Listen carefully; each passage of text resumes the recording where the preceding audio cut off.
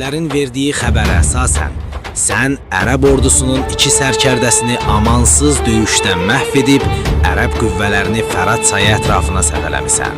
Eşq olsun!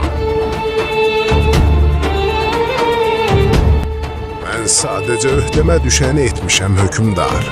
Böyütmə ehtiyac yoxdur. Çox təvazökarsan, Türk. Ancaq mən icazə verə bilmərəm ki, bütün Sasani məmləkəti təhlükədə olarkən, sən gedib öz ölkəndə kef çəkəsən.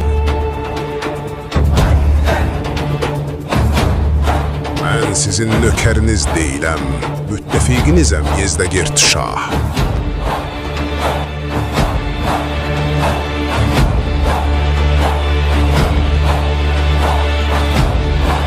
Əgər ərəblər, Romalılar Azərbaycana, bir türk ölkəsinə sahib olmaq üçün hücum etsələr, Xəzər xaqanı əsla buna göz yummayacaq. Bütün torpaqlardan yadelliləri atana qədər Azərbaycan bizim nəzarətimizdə olacaq. Sonra bizə işğalçı deməyin.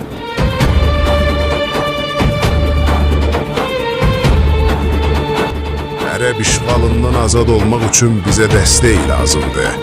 Amma Azərbaycanın Bizans torpağı olmağını da istəmirəm. Biz Türkük, dinimizdən öncə milli kimliyimiz gəlir.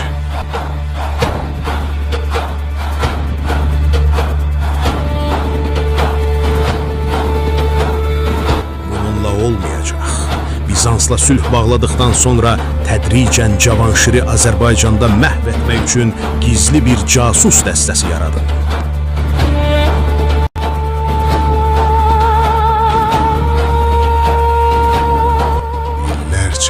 Gözəl qəlbinə sahib olabilmək üçün xatunum.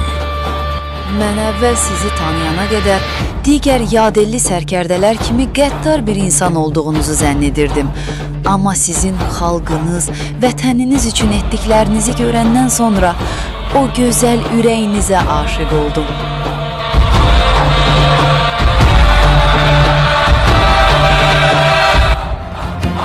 Bundan sonra heç kimə acımaq yoxdur. Vətənim Azərbaycanın gələcəyi naminə son damla qanıma kimi savaşıb, bütün düşmənləri buradan rədd edəcəyəm. Mən Türkəm. Türk xəyanəti